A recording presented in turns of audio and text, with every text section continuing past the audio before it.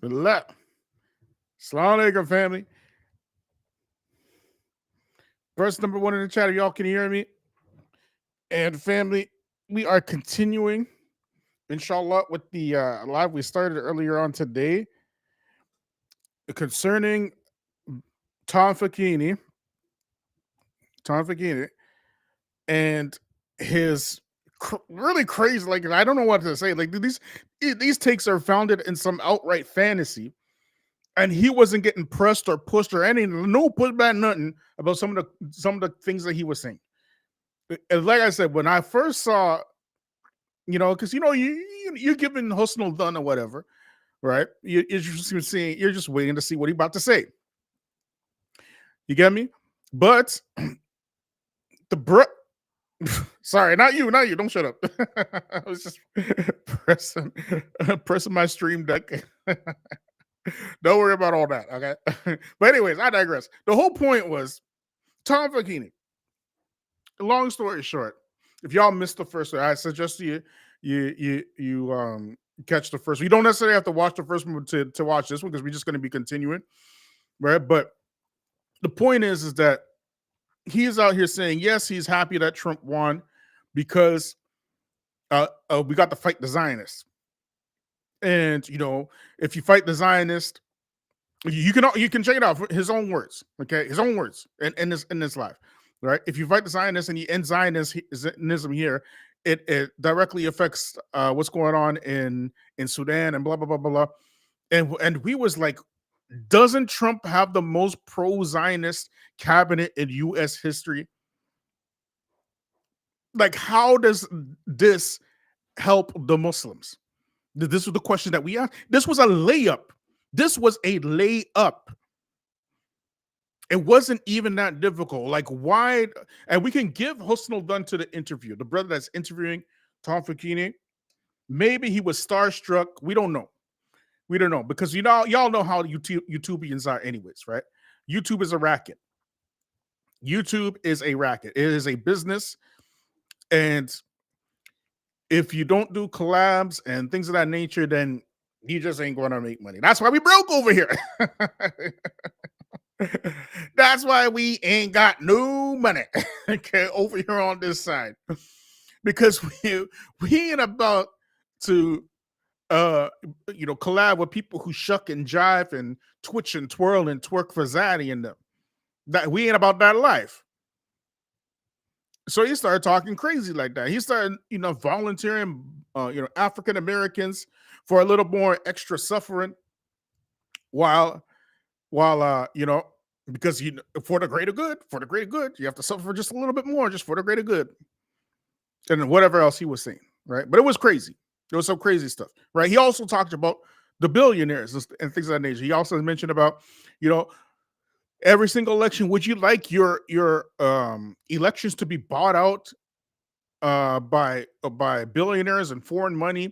We're like, you mean like Elon Musk? You mean like whatchamacallit, Vladimir Putin, Saudi Arabia? Like what are you saying? Total layups, okay, that you can push back on very, very easily, very simply. And the brother was interviewing like, I agree. I agree. It was just, it was jaw dropping to see. Like, you could not believe that this was real life. Y'all hearing me?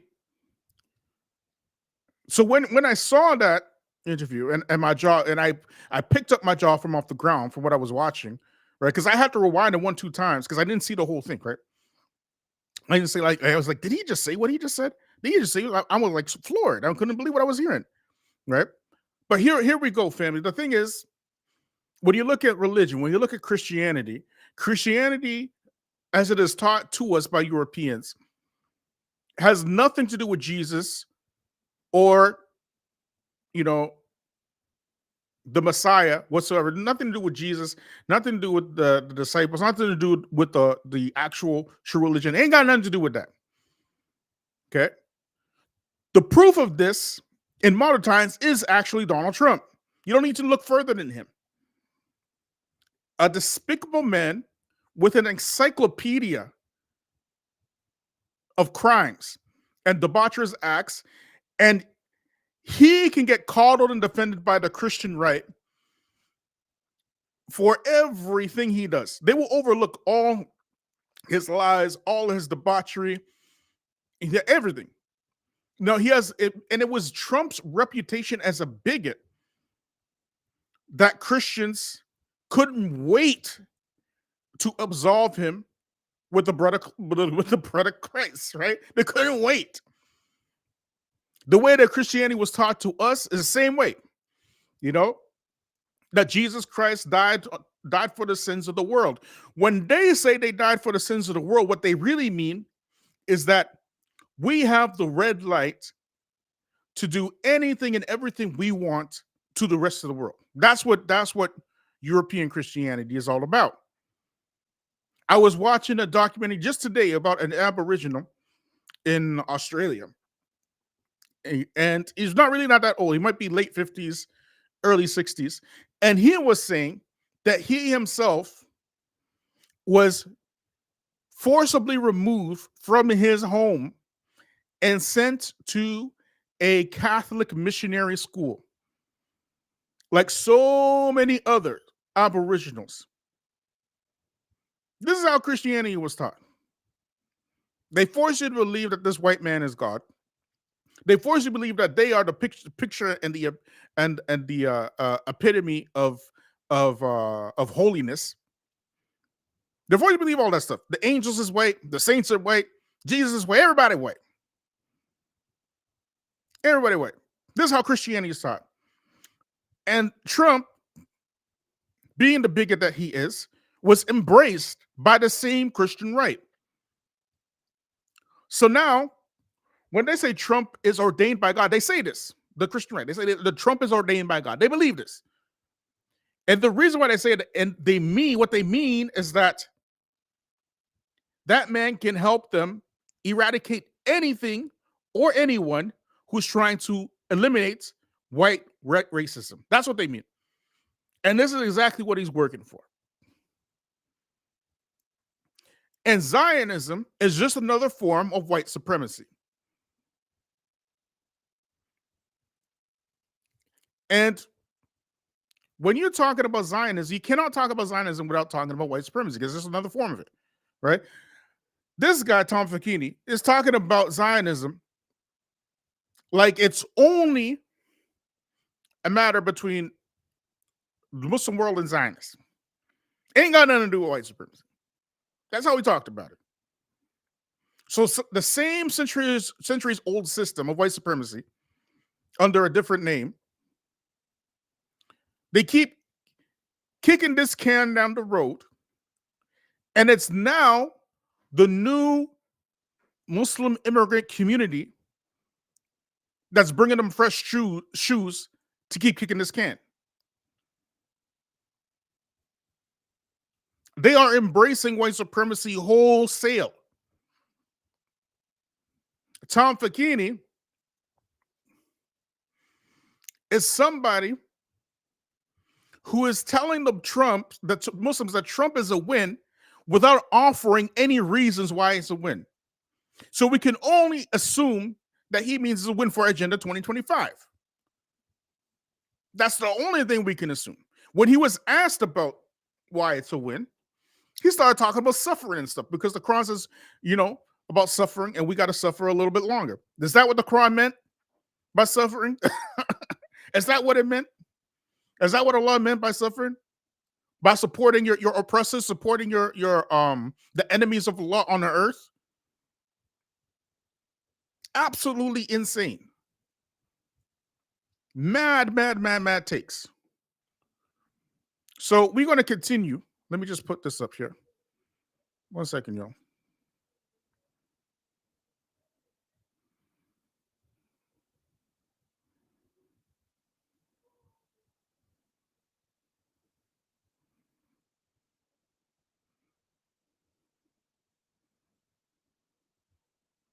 One second, family. Let's get this up.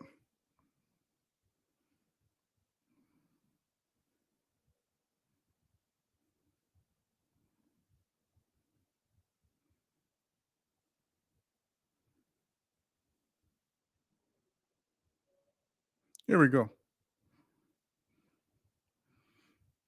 Are we going to continue where we left off, y'all?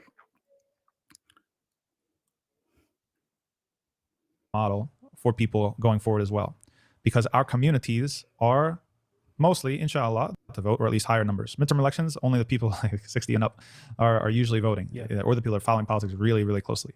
So that means that the barrier to success has been lowered. Okay, so that means that we need to develop the infrastructure and the strategic plan to taking advantage of that opportunity, among other opportunities. So how do you do that? One of the things that we absolutely need to do is we need to just start paying attention and mapping stuff. Like, we're too reactive in the Muslim community. And we've seen what reaction gets us. As the saying goes, an ounce of prevention is worth a pound of cure.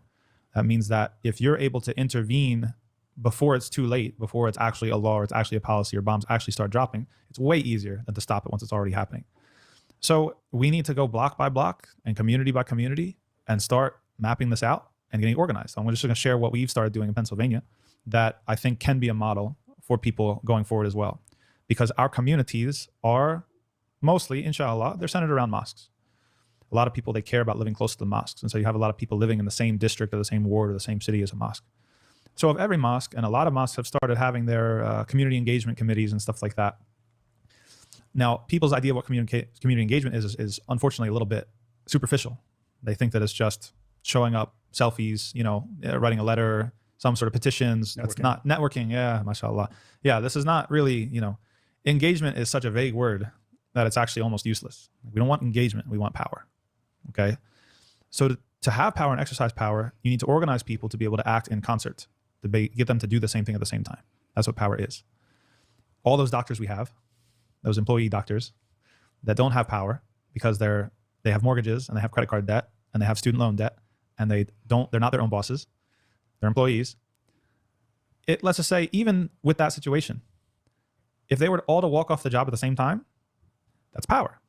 The hospital can't function without them. If just one of them walks off, easy, you make an example out of that guy or that woman, and then you throw the book at him, fire him, dox him, make sure that everybody else knows that that's going to happen to you if you do the same thing. Okay, what if 10 people do it? What if 20 people do it? What if 50 people do it? All of a sudden, then the hospital shuts down because it can't have those consequences come down on all those people. Okay, so that's power, getting multiple people, a critical mass of people to do the same thing at the same time. How do you do that? You need to organize a message that people can understand and believe in. You need to See, I didn't want to seem like nitpicky, right? That's why I let him speak for a little bit. But we mentioned last time, right, when he started talking like this, he's talking like this is how we used to talk in the 60s with the civil rights movement. You get me? Now, in 2025, with Agenda 2020, with Project 2025, he is actually carrying out the agenda of Agenda 2025 without this whole thing that he's talking about doctors walking off the job and stuff. That's a part of Agenda 2025, family. You can't make this stuff up. For those of y'all who looked through the Agenda 25, one of the things they mentioned in Agenda 25, that the whole manifesto, almost 900 pages, right? One of the things that they mentioned is that they want to shut down the what you call it? What do they call it in the States? Over here, it's called Ministry of Education. What do you call it in the U.S.? The equivalent to Ministry of Education in the States. They want to shut that down. Okay, they want to shut it down. Okay? They also want to shut down Medicare and Medicaid. Those are the two things they want to shut down. The U.S. is the only alleged developed country on the planet that does not have universal Medicare. Okay, it's the insurance companies that have a death grip on the medical industry in the U.S. and they run it like a mafia.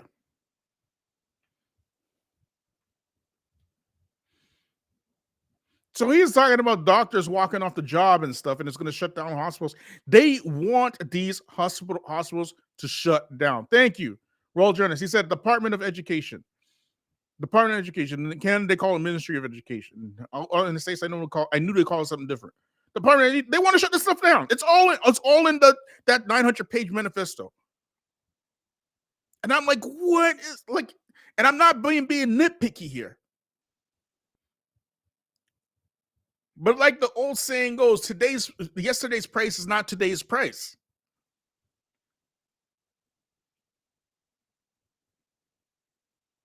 You would be doing them a favor, because that's the next thing to go.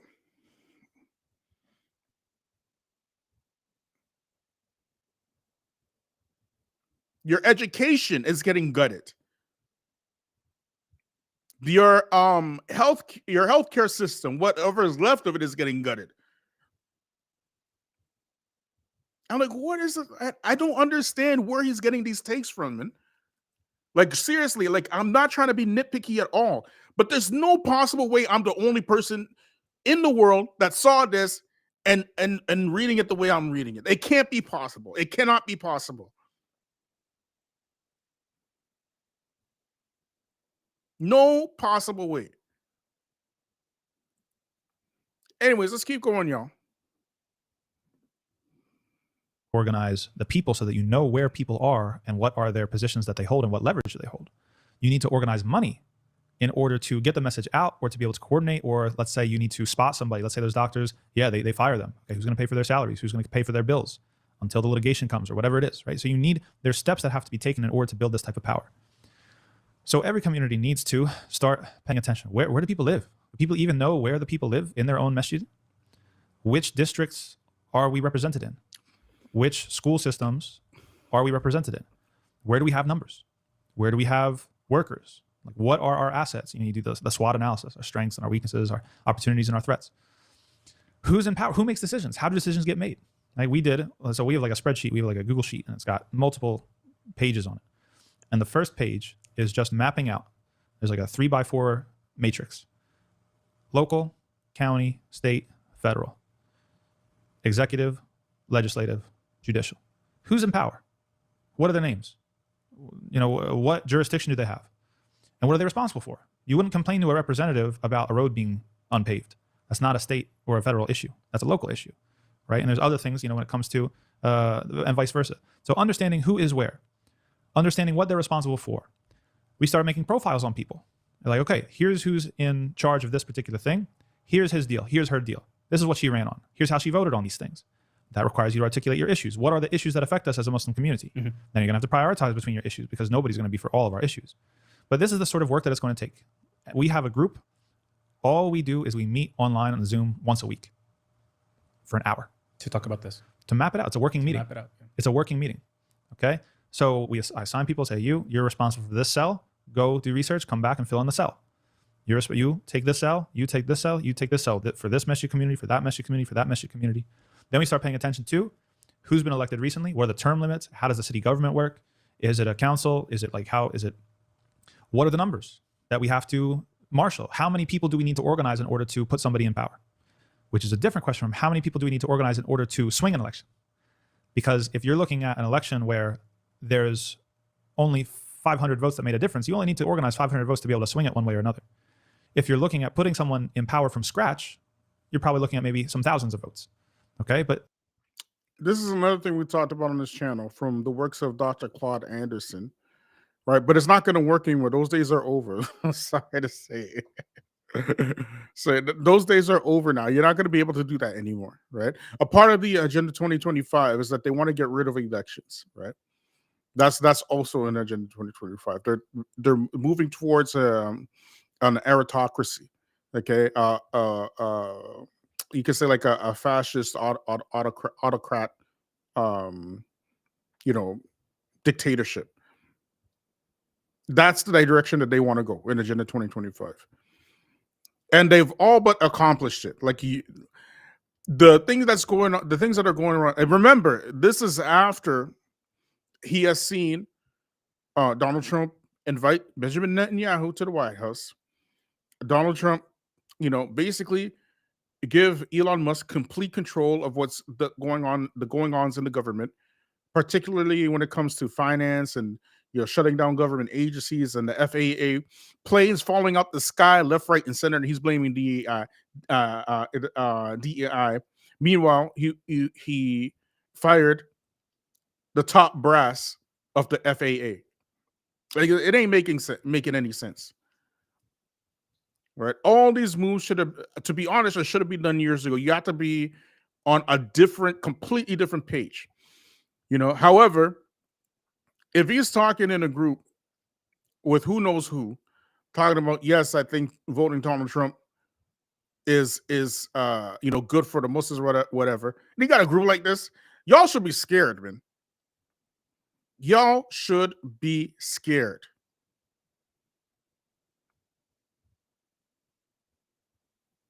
This is how we talking right now. This is some scary stuff, man. We talked about a lot of people on this channel, right? We talked about Daniel Hakikachu. Was it popular when he talked about him? No. Were we right? Were we right about Daniel Hakikachu family? Put in the chat. We talked about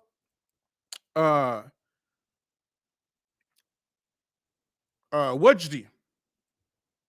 Was it popular when we talked about him? No. Were we right? Somebody put in the chat. We talked about Andrew Tate when that whole thing first started. Was it popular when we talked about him? No. Were we right? Somebody put in the chat. We talked about Sneeko. Was it popular when we talked about him? No. Were we right? We talked about 3 Muslims. Was it popular when we talked about it? No. Were we right? We talked about Eddie from the Dean Show. Was it popular when we talked about him? No. Were we right? And Eddie from the Dean Show was one of those people that I really, really, really tried to avoid. I did not want to say anything about him. Why? Because he was liked by everybody. He was liked by everybody. But everything we said about him ended up being correct. Tom Facchine is the same way, except that he's more liked. People like him more because look at his demeanor, soft and nice and charismatic, and all these flowery, juicy, delicious words, and packaging it, in an alleged diplomatic manner. But again, once you rip off all the articulates and all the flowery word rinsing, once you rip all of that stuff off, what is he really saying?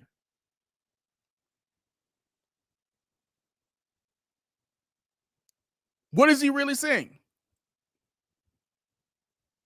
That's what you have to concern yourself with. Because every single time you fall for the okie doke because somebody's a good speaker, you are bound to be led astray.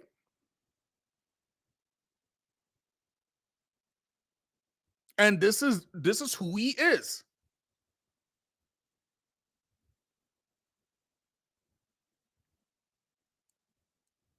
Up until now, he has not mentioned what the benefit of the Muslim is for his joyous, celebration for Donald Trump winning the election. Not a single thing. The only thing he mentioned that, we don't like for African Americans to suffer, but sometimes you gotta suffer for the short term to get the benefit in the long term. That's what he said.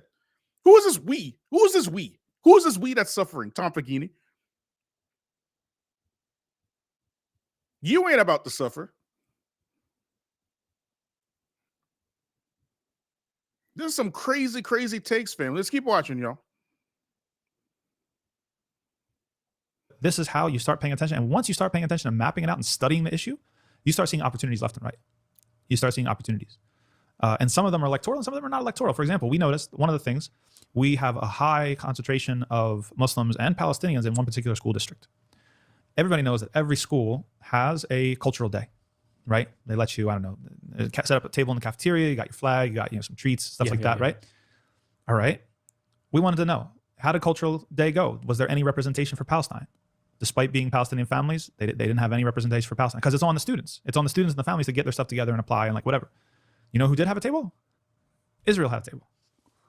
So there's a table for Israel and there's no table for Palestine. We said, all right.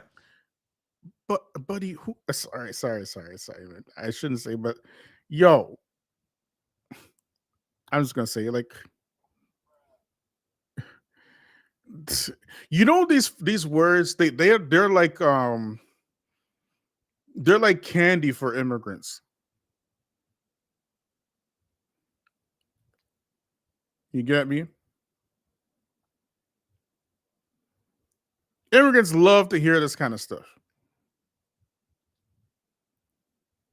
They love to hear, you know, recognition, how to get recognized from Zaddy and them. They love that stuff.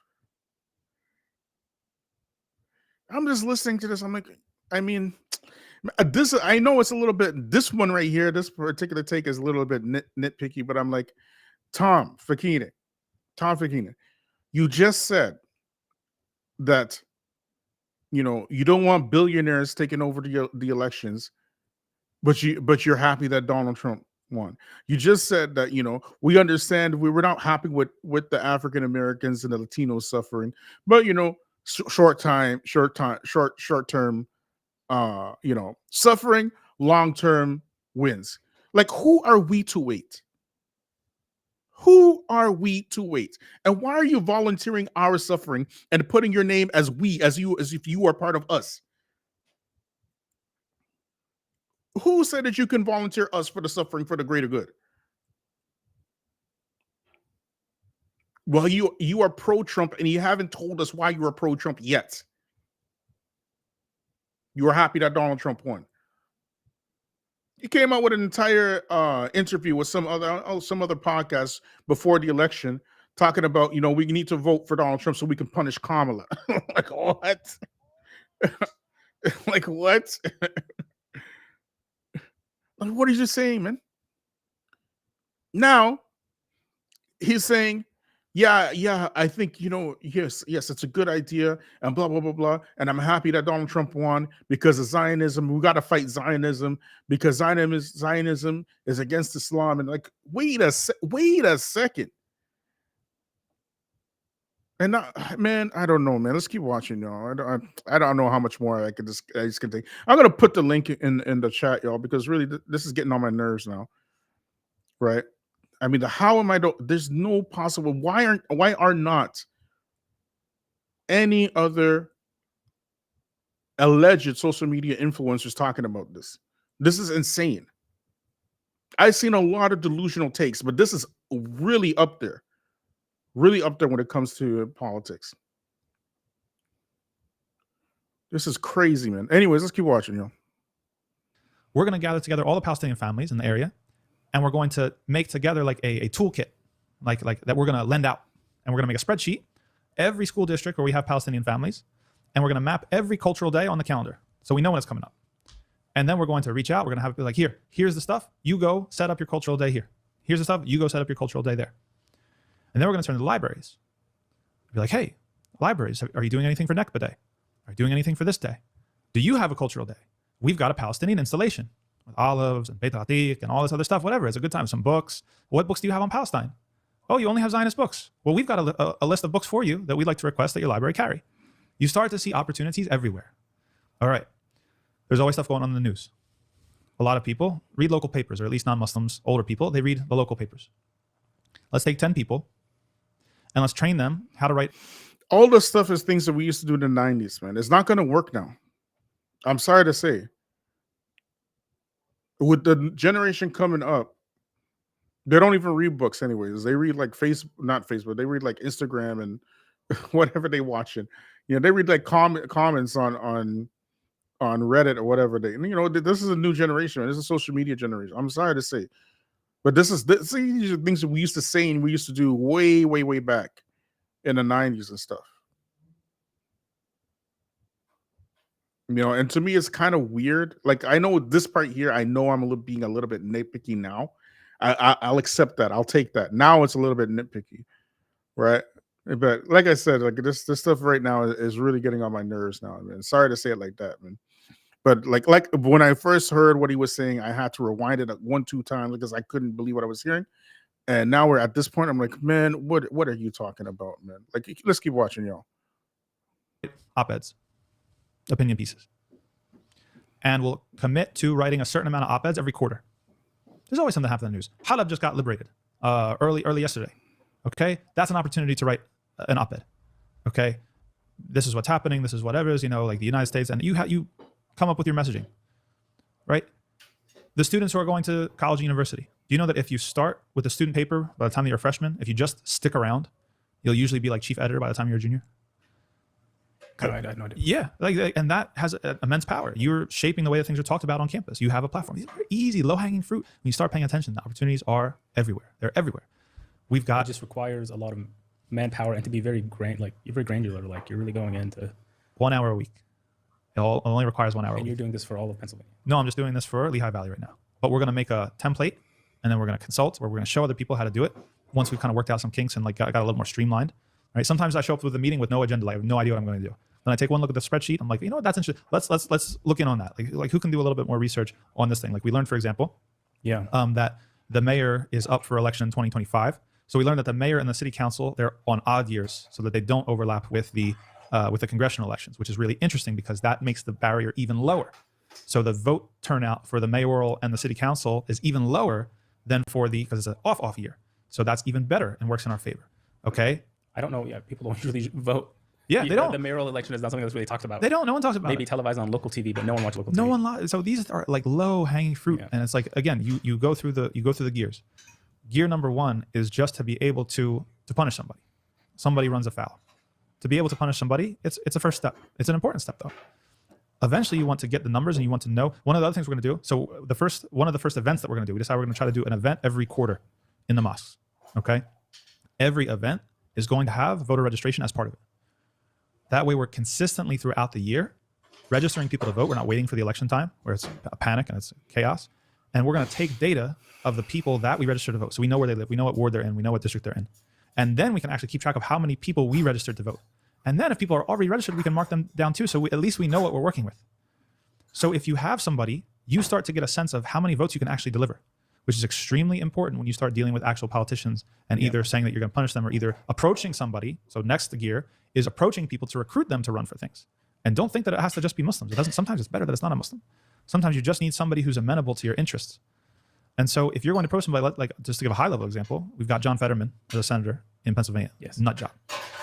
He's been so unhinged that he's alienated a lot of people, even inside the Democratic Party. So there's a lot of Democrats who are below him in the House and below. They're looking up and saying, I've got a career opportunity here. I can challenge this guy in a primary in 2028.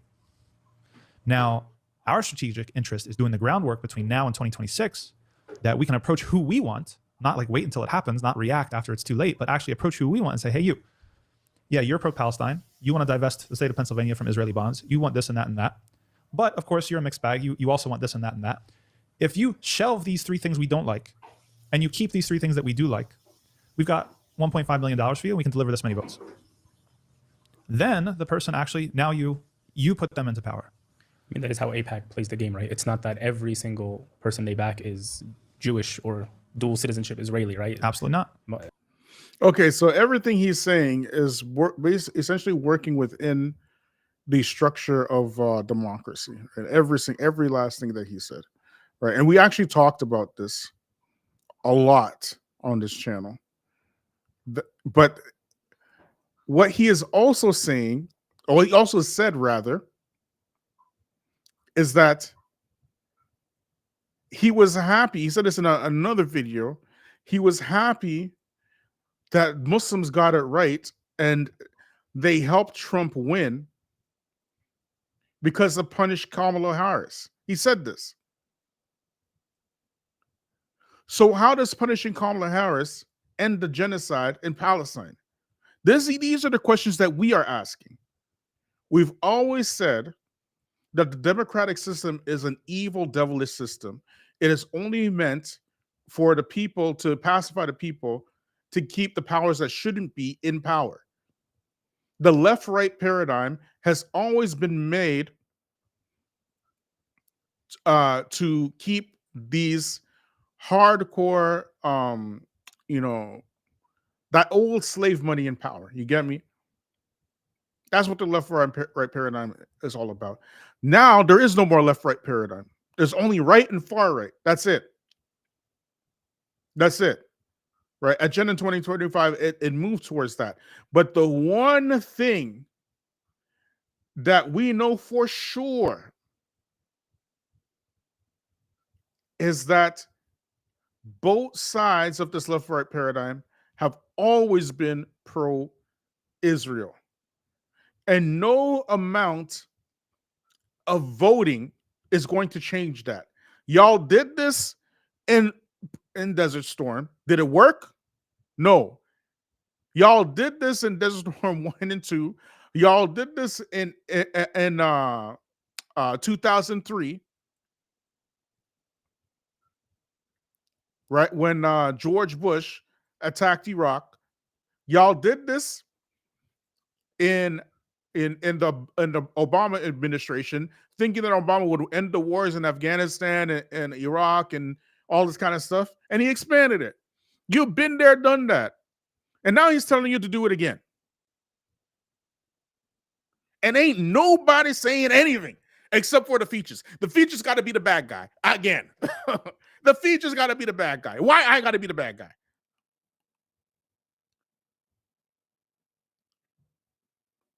We said that everything you're saying, we took it from Dr. Claude Anderson, and we advised Black Muslims, especially Black Muslims, to, practice this, right? And Michael, I see you in the chat. If you start trolling, you're just gonna get bounced. Okay, we're not putting up with trolling today. Okay, I'm telling you from now. Anyways, where was I?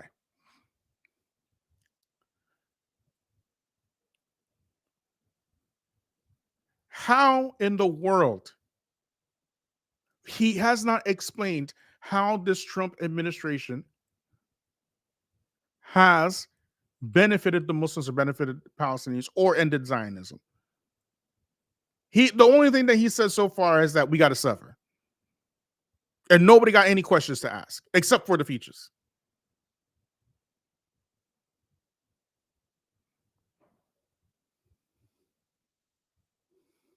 Like, this is insane, man.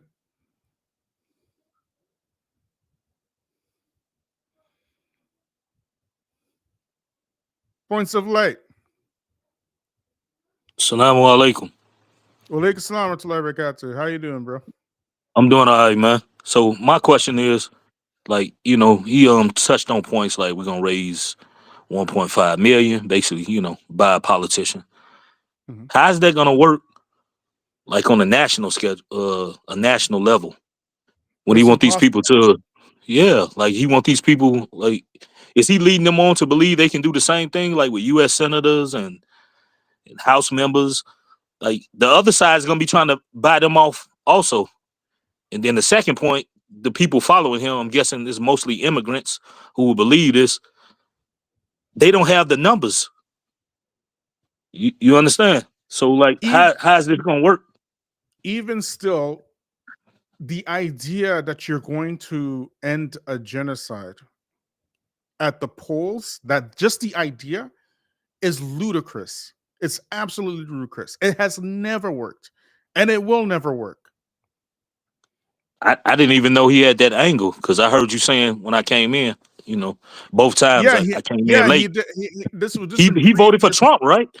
Yeah, exactly. And he advised the Muslims to do so.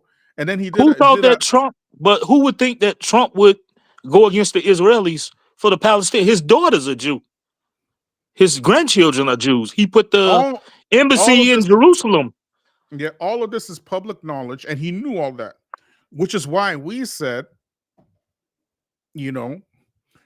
that this guy moves funny. He moves very funny, and the people, they like him because of the way his whole mannerism, the way he carries himself, the way he speaks. Very articulate, very well spoken, very very well spoken, right?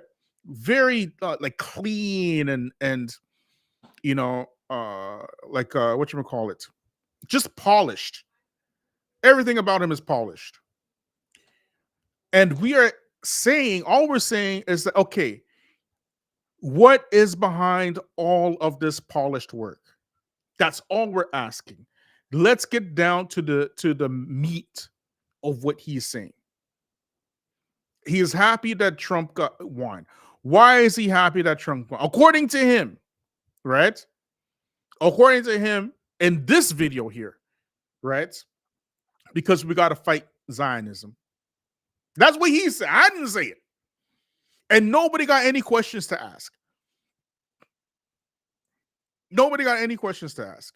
He did a whole spiel about how, you know, Zionism is connected to the Sudan and blah, blah, blah, blah, blah, and the Muslims and everything like this. And if you end Zionism here, then what happens ultimately, you know, the fighting in Sudan will end. And, you know, it's making this long presentation about that.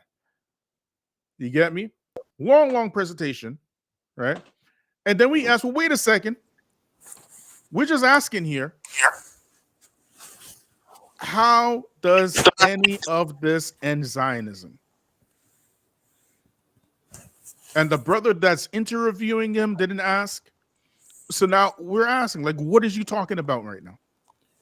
Right, brother CL, go ahead. Assalamu alaikum. Wa alaikum assalam wa rahmatullahi wa barakatuh. Yeah. You know, highlight it's a very good idea to highlight this video because I mean I was watching it, like nothing he's saying makes a whole lot of sense actually. When he said it is it's just a big contradiction. He says he's happy that Trump got elected, but then he's saying things that would make you think he wouldn't be for Trump being elected, and he doesn't give a coherent explanation why he's happy that Trump is elected. He says stuff like, "Well, the Quran says we have to suffer," and I don't understand what that means. You ain't the only one. You ain't the only one, bro. I'm like, that's what I'm asking. I'm asking for the people. I'm asking for the people, family. Okay. Nobody wants to touch Tom Facchine because look at him. Well, the thing is, and every single time, right? Because even we didn't want to touch Tom Facchine because the people, they just they love him. They love him like vanilla ice cream. You know what I mean? They just love him. Hold on, let me ask a question. Yeah. Are y'all saying that he himself stated that we should vote for Trump because we need to suffer? He doesn't speak like that. He doesn't speak like that. He has another way of speaking.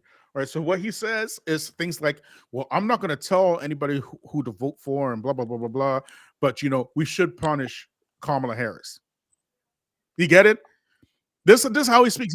Why? That's how he's very articulate. He chooses his words very, very wisely. Very wise to choose his words. So that's why we're saying you have to peel that back. And what is he really saying? So behind punishing Kamala Harris, who is it voting for? Exactly. You get me? But when people follow like his train of thought, like, I mean, I'm not a fan of Kamala, but Kamala was the vice president. Yeah. She's the vice president. She didn't really have no power over this Gaza, you know, Israeli plan. Like, I mean, do his followers not know how the political system work here, or well, what? The immigrants? What do you want me to say, man? What do you want me to say, bro? You know? So let me ask you this: what do you think is this grand strategy of Tom? Is Tom just after power? He want to be the head of the immigrant Muslims, or is there something else? Like, what's his agenda? No, I can just only know by what I see. That's it, right? What I see is somebody who is well-spoken, clean, well-mannered, articulate, and somebody who is calling the general Muslim community to buy into this Agenda 2025. That's what I see. That's what I see. If I'm missing something, then y'all gotta tell me what I'm missing.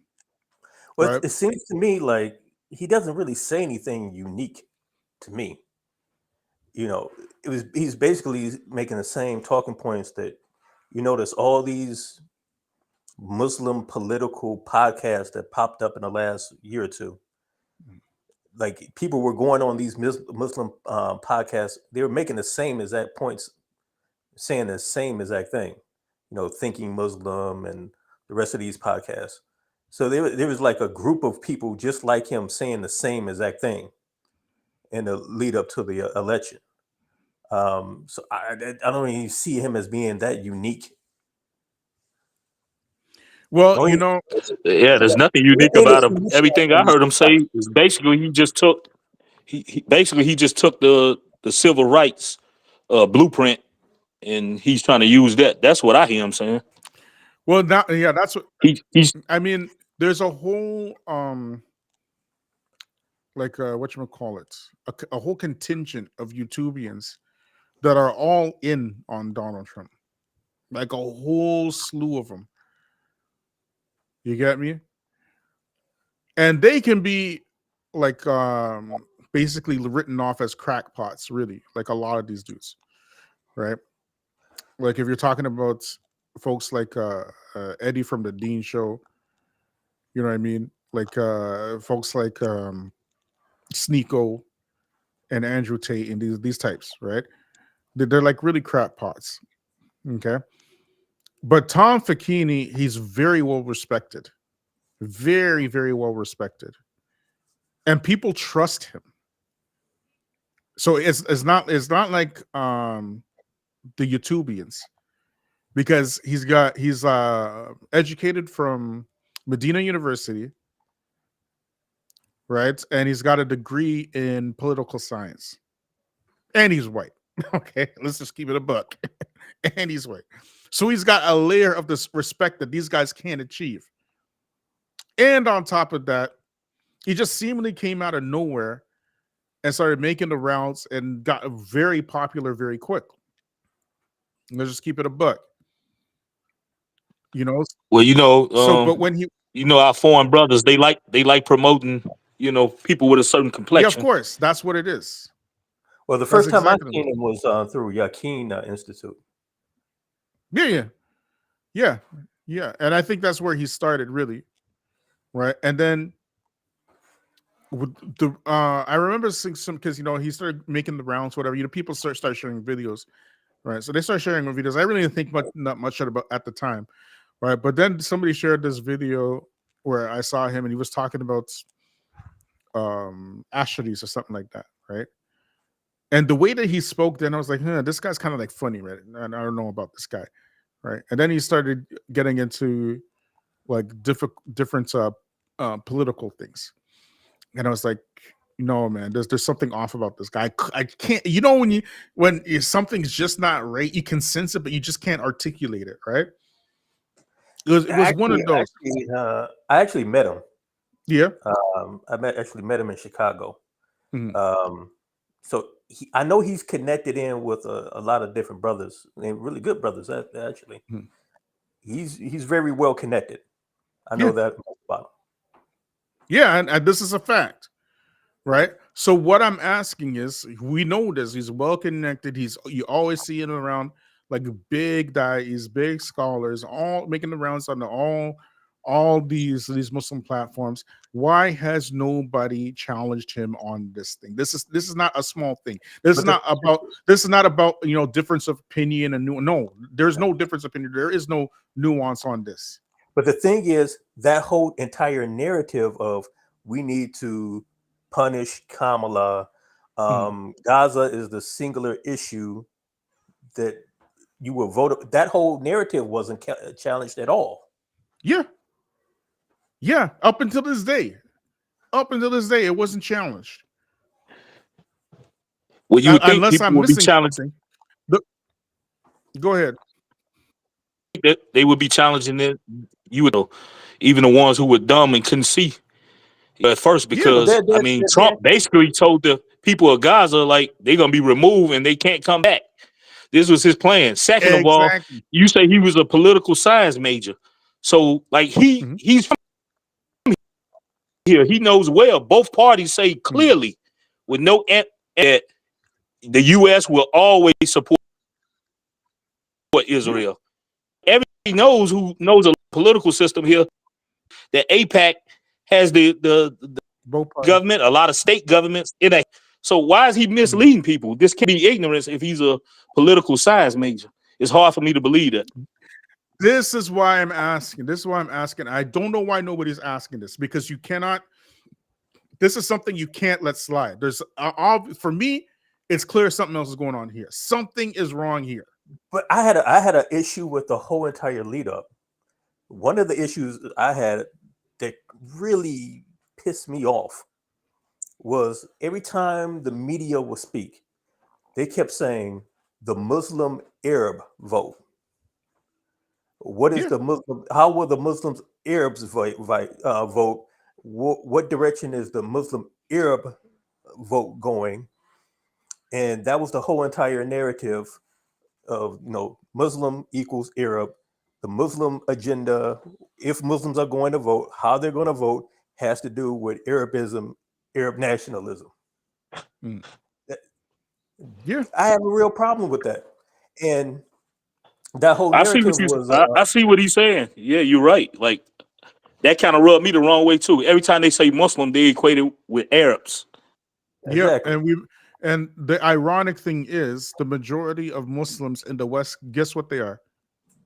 As a group, if you're just going to go by an ethnic group, guess what they are? Black. They're black. They're black people. Huh. They're black people. I was getting ready to say, and on top of that, guess where the majority of converts come from? but of course they're black. Black Yeah. men are the largest. Black men are the largest group of converts to Islam.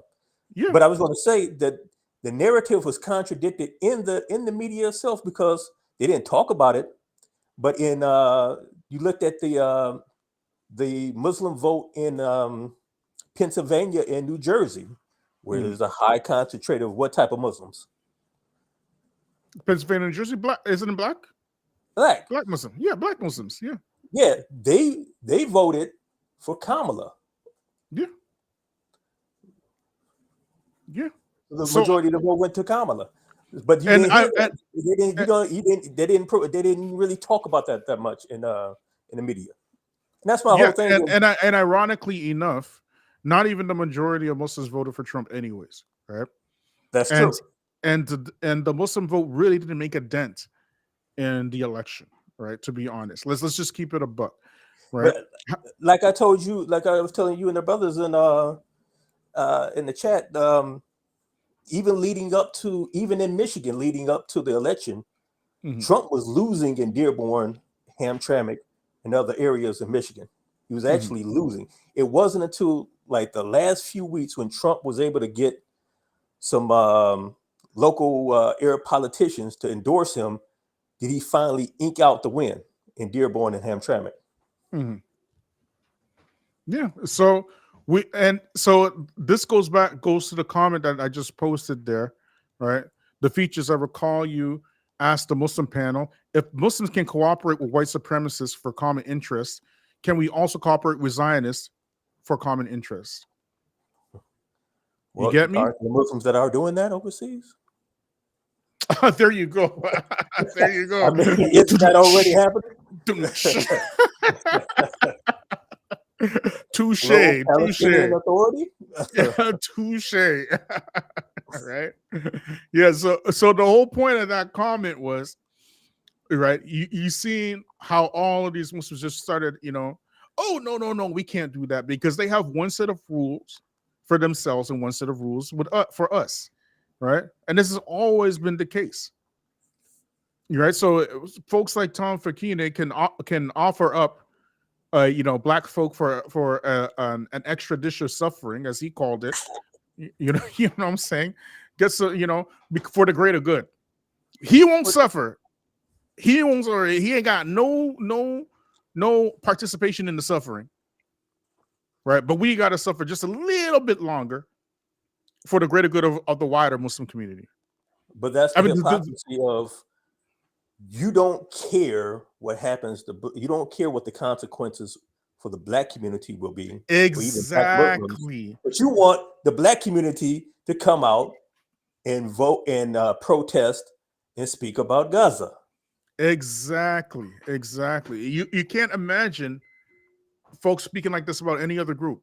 But the reason why they say stuff like that is because they understand that if you can piggyback and legitimize, you piggyback off of black suffering, it'll legitimize your cause. They understand this already, which is why black folk have to take control of their own narratives, right? And you're not going to do that by, you see, like spaces like this right now, right? We out here, we talking to family, we're talking like how we talk, right? We ain't trying to, basically, what's the word I want to use? We're not trying to sugarcoat anything to make anybody else feel comfortable. This is a family session. But because we are speaking English and we're speaking the language of our former slave masters and stuff, any old person can come in and put in their opinion, right? You get me? We always got other people in our business all the time. And because other people are always in our business, they feel they can speak for us. So all of our leaders since Malcolm and Martin have been not leaders that came up from the community like Malcolm and Martin. They've been leaders that have been placed there for us by the enemy. The only real distinction from that really was, you could say, the Salafis, right? You could really say that. We started with the Salafis from the grassroots, and it started spreading like crazy, like wildfire, as you know, right? And then what eventually happened, the powers that shouldn't be, they came in and interfered again. And we allowed that.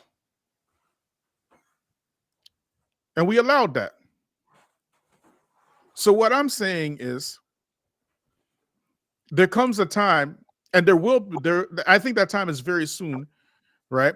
Where we will just put a total kibosh on that. And the quicker that we are on code, the quicker that will happen. You know what I mean? I see a lot of that happening. I see a lot of that happening right now.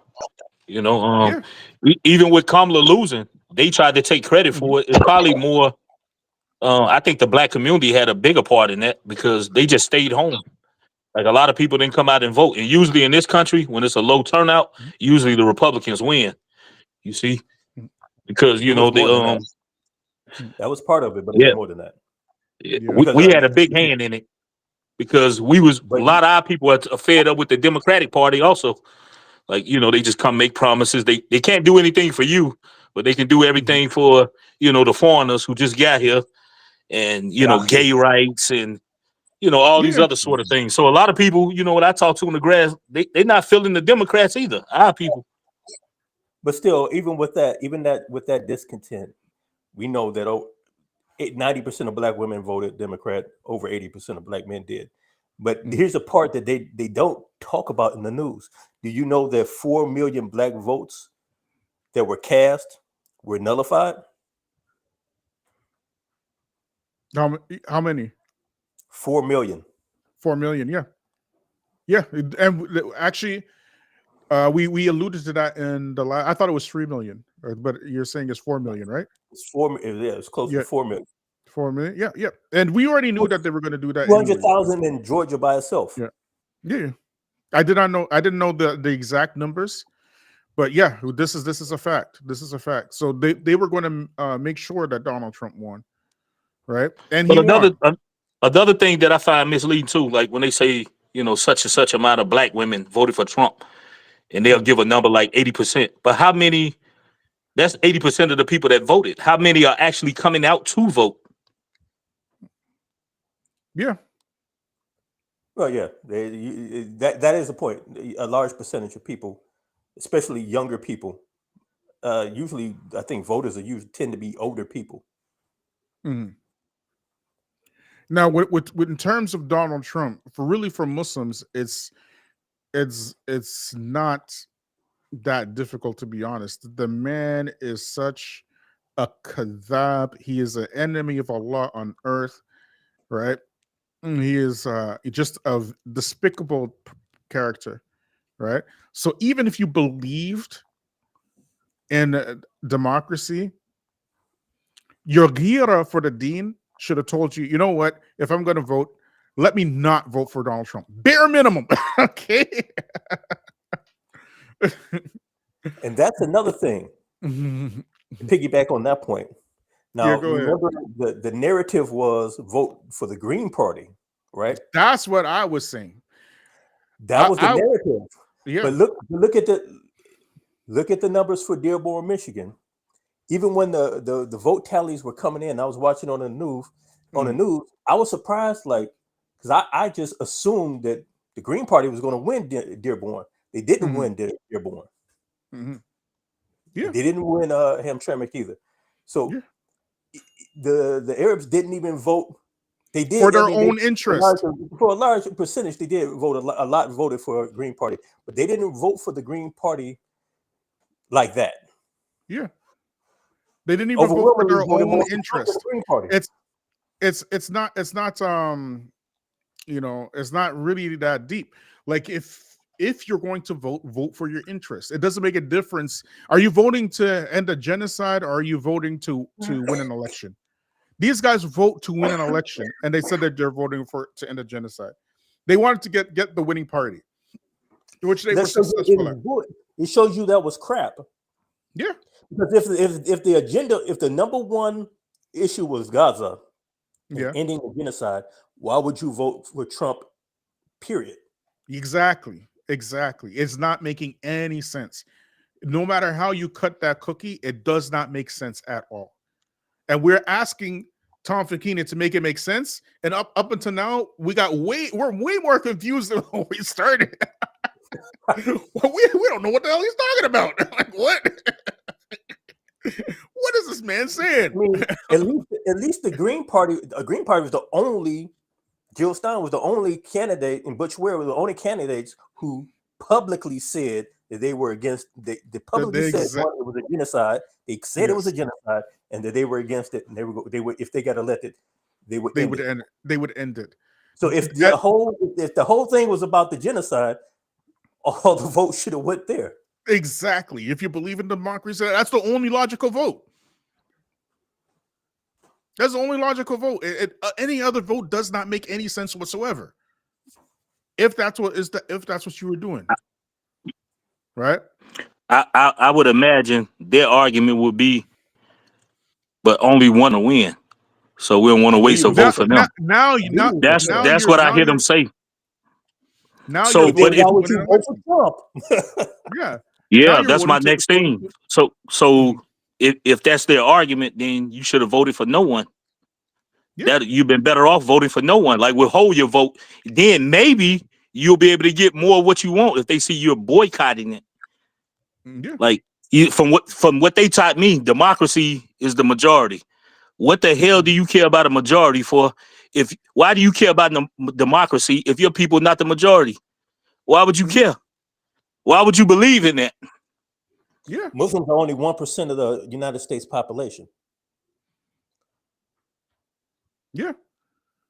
So what both of you guys are saying, man, it's like, I'm sorry, the way that Tom Facchine is looking to me right now, he's just looking real crazy. He's looking real crazy, right? And anybody that's following him is looking real crazy. That's why I was asking you, like, what was his agenda? Is he trying to be like the Al Sharpton of the foreign Muslims, or like what?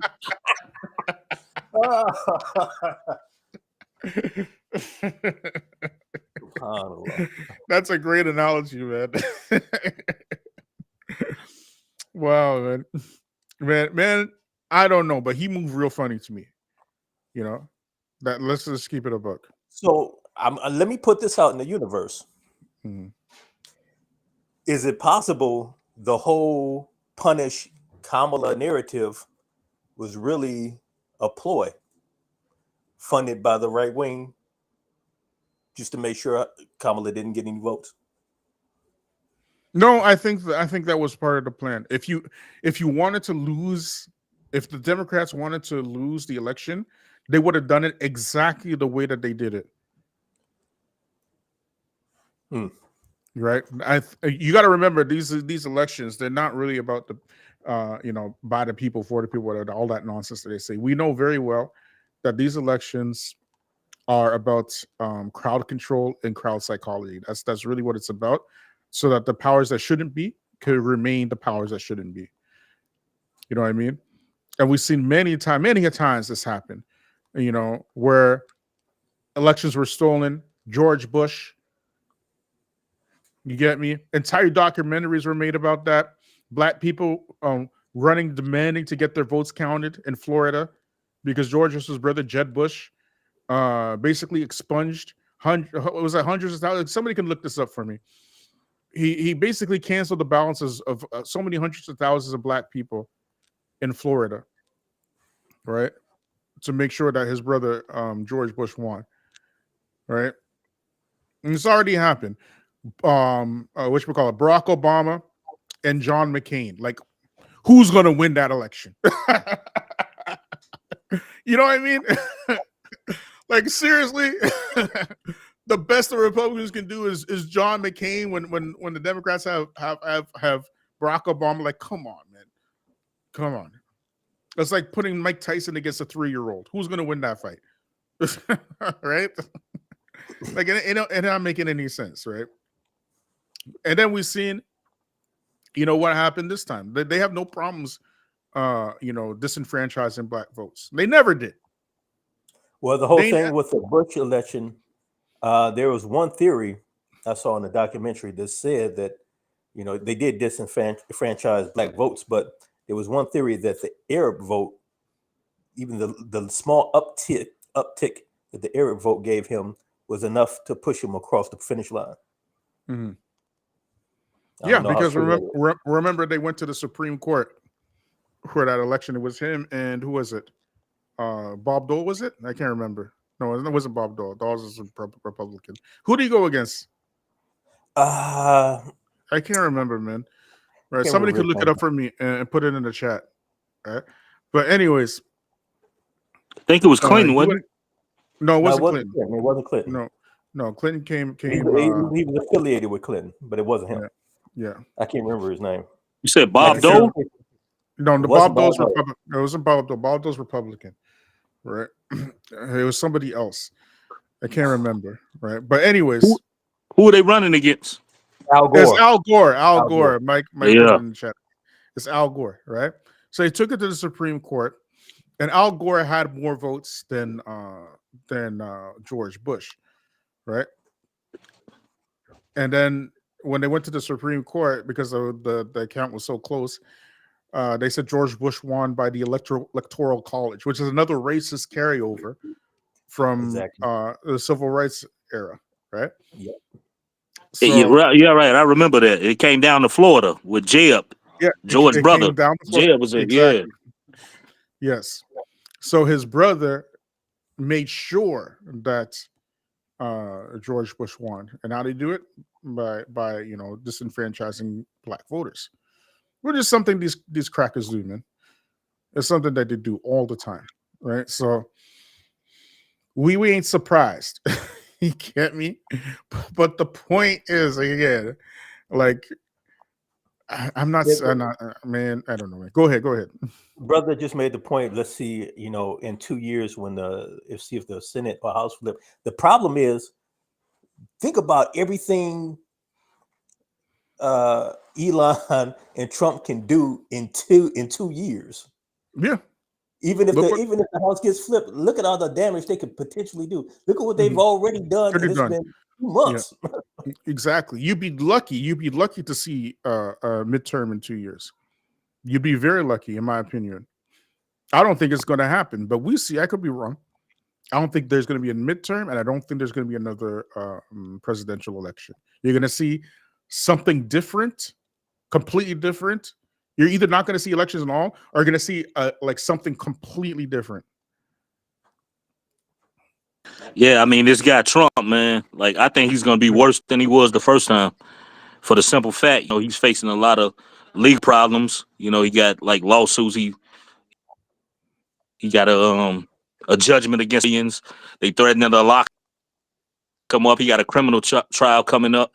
I think that's why he in ass. Like he needs money. Well, he So already he's cleaned, definitely gonna do their bidding. he already cleaned all that stuff up, right? He did that before he got elected, right? And he definitely got help from outside to do it, right? So he got the Supreme Court to rule that pretty much anything that the president does during his tenure, he'll be immune from it. You can't hold presidents criminally accountable for anything that they do during their Yeah, but what about all those cases he caught before he was president?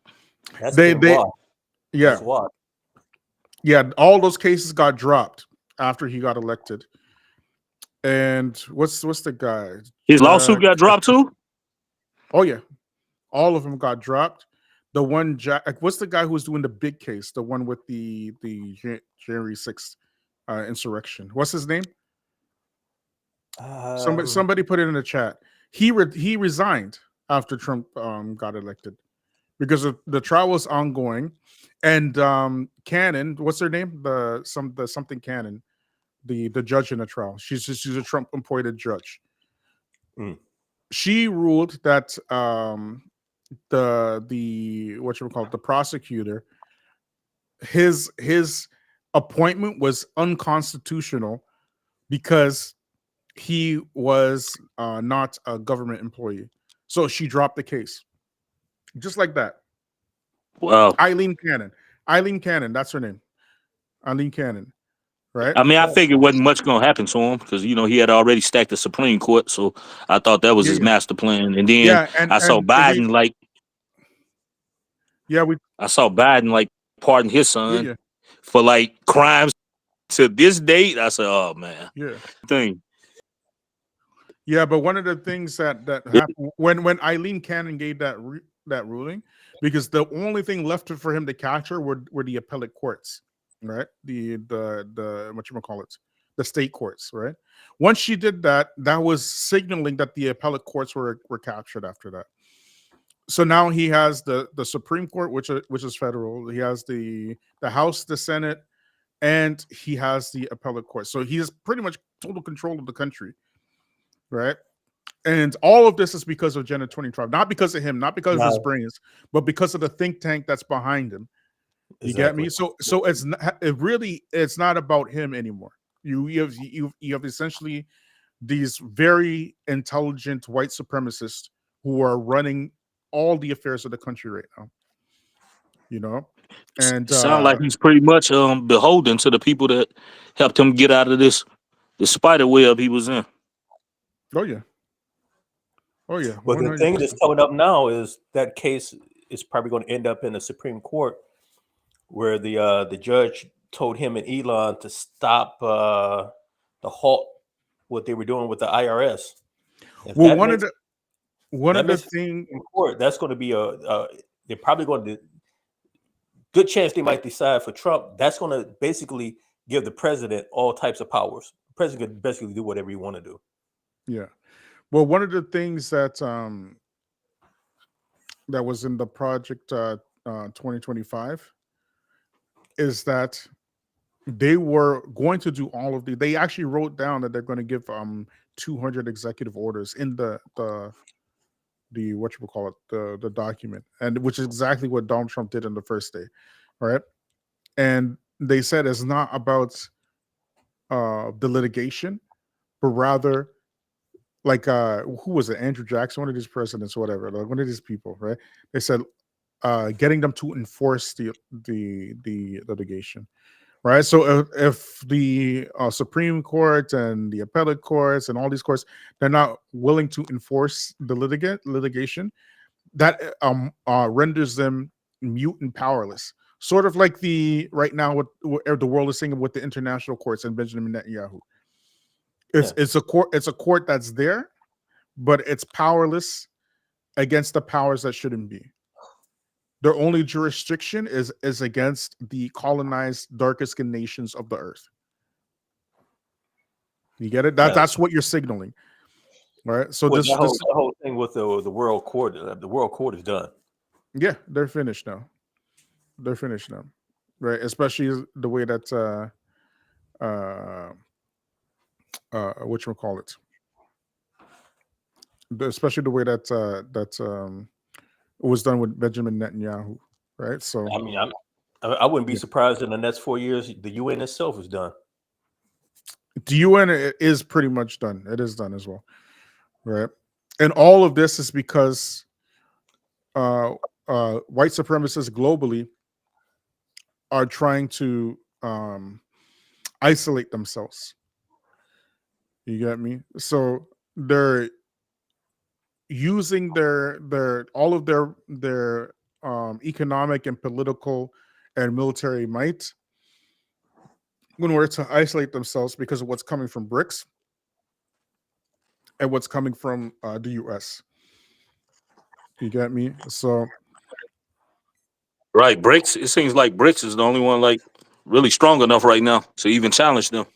And you jogged my train of thought when you was talking about like democracy is not, you're not gonna be able to vote your way out of this. yeah, of course. And when you were saying that, I was thinking, if the ICC and the General Assembly of the UN can't stop the genocide, how's your voting gonna stop it?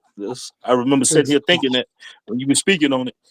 So the way I look at it, like the ICC, the definitely the UN, these were all like institutions set up by the white supremacists for them to keep control. The IMF, the World Bank, these are all their institutions. That's why the Chinese are trying to like sort of juke that and set up their own institutions as like a rival, to the systems that America and her European counterparts came up with after World War II. Mm-hmm. Yeah. Okay, family. I'm gonna leave y'all to get the last words, man. I'm like crashing out here, man. I want to go to sleep. Man. Yeah. So go ahead. Go ahead. Yeah, brother said Trump is Senator Palpatine, and Elon is the apprentice. And you know what? They tell you. You know what? Me and my father had this conversation. A lot of times they tell you what's about to happen in these movies. Mm. Yeah, of course. It's just a part of their order, right? Right. So they know they do that like regularly, right? So all right. So go ahead. I would have thought that every Muslim should, even people that was like politically naive should have understood exactly how power structure works now. Like when Trump was in the first time, he was like different from other politicians. He was pretty much like giving up the game plan. He was being very frank. I think that's why some of the Republicans didn't like him. They like, this idiot, he's gonna ruin everything we work for. Like he's like telling them, he's just giving up the blueprint. Clearly. I mean, like so many things he said. Then like Tom, that's what confused me with Tom. Like when it comes to the Gaza issue, when Trump was in the first time, like Jared, his father was a Zionist. They got a street in Israel named after his family. Like Jared was like on camera. They had him on camera talking about like how Gaza would be nice beachfront property and how they would like to, take that over. This was way back during Trump's first term.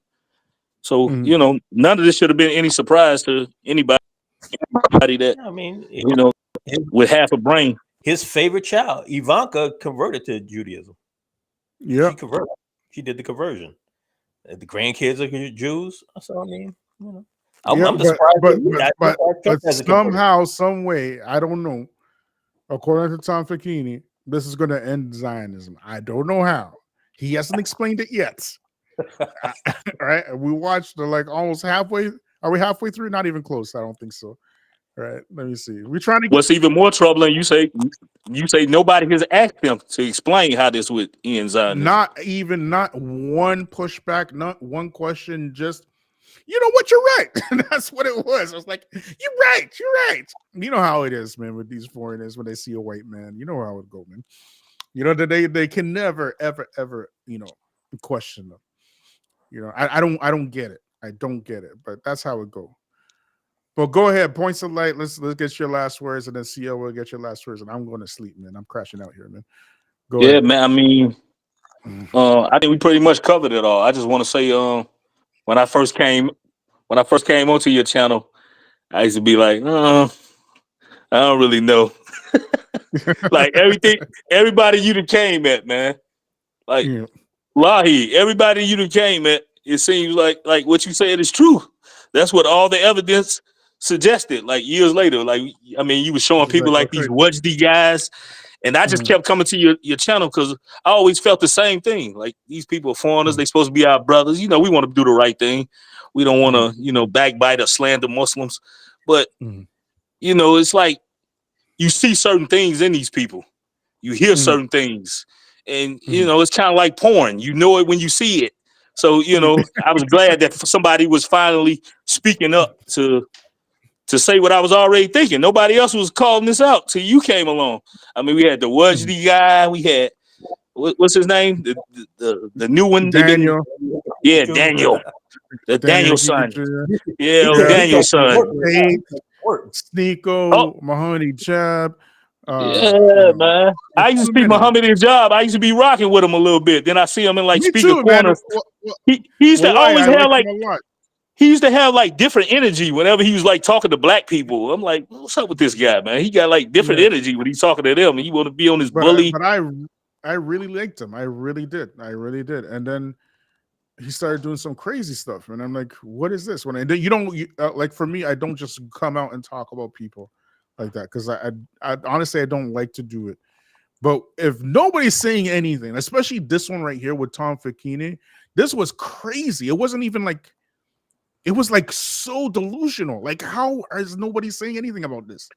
With Hijab, when I was really done with him, he was doing that, you know, the interview with Jordan. He talking about, you know, he's like kissing dude, but I guess, you know, he's in love with him, fanned out, think he's some type of intellectual or you know, intellectual superior to most people. And he like, yeah, I don't believe in reparations either. And now we see Jordan, all this butt kissing you did when you had dude. Now he's coming out. He's against Muslims. He's on the Israeli side. I wonder, how do they feel? Like all this bootlicking and tap dancing you've been doing for these people. And now they all turned on you. Remember they was calling themselves the Ak Right and all these weird. Like weird. It's crazy. It's like really crazy, bro.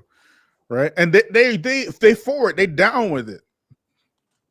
You know what I mean? But I don't know, man. It's just really, really nuts. But this right here, this political take is just out there. It's very out there. Not a little bit out there. Very, very out there. Yeah. Go ahead. Tommy boy. So you know, discovering his true agenda, what he really want, it might require some patience. For sure. Go ahead, CL. Yeah, my whole thing is, you know, it's very simple. It's just about accountability. You know, you had all these podcasts and all these people talking leading up to the election. You said the Muslims needed to vote. You said you gave your opinions about how the Muslims should vote. If you come out and if you want to be a public leader of the Muslims in America, and you got a political degree and you know what you're talking about, and you tell the Muslims Trump being elected is a good thing, then you got to give that sounds crazy to me. It just sounds crazy. So you got to explain, you know, this, you know, 3D logic that you have, that I don't understand. You have to make it make sense to me. And the fact that, you know, the immigrants listen to that stuff, and not just listen to it, they act on it. And nobody stops and asks any questions, or nobody stops and says, well, you know, was all the stuff these podcasts were talking about and all the stuff they were telling us, was it really a good idea? It doesn't seem like it was a good idea. Nobody's saying that. You know, you had Arabs for Trump in Michigan. They just simply changed their name to Arabs to Peace. Yeah, that's all they did. Yeah, that's a true story. Well, that's exactly what happened, man. Like, You don't come out and say nothing. You don't make a say statement. none? You don't That's issue a statement to the media. You don't. You just that's all change your you name. got. That's all you got. Like that is such weak sauce, man. That I'm a cynical person, so that makes me. Did somebody get a check? That's my question. Did somebody get a check to do that? And in 2025, you have to ask that because Elon, he owns Twitter. Okay, Mark Zuckerberg, pardon me, he owns Facebook. Okay, and Sundar Pichai, he owns Google. Google owns YouTube. So Zuckerberg, because he owns Facebook, he also owns Instagram. So every social media outlet that you are on right now is a what you would call a political propaganda mouthpiece for the alt-right. All of them, without exception. So anybody who's pushing alt-right politics, far-right politics, or Project 2025 apologism, like what you would call it, Uncle Tom Facchine here, okay, right? You gotta do it. You gotta do this.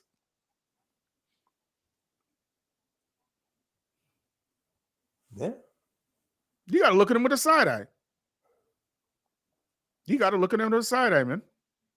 Like this is crazy. You know what I mean? But anything else, brothers? And that's all I got to say. Yeah, that's it, man. Good discussion. Hayakumullah. Allah reward you and bless you all. Like, subscribe, share, hit me up on Patreon. Don't forget to like, don't forget to subscribe, and do not forget to share. And free the land, beloved, free the land, free the land, free the land. Subhanakallah, alhamdulillah, wa shadallah, and to a still for to be lake. Wassalamu alaikum wa rahmatullah.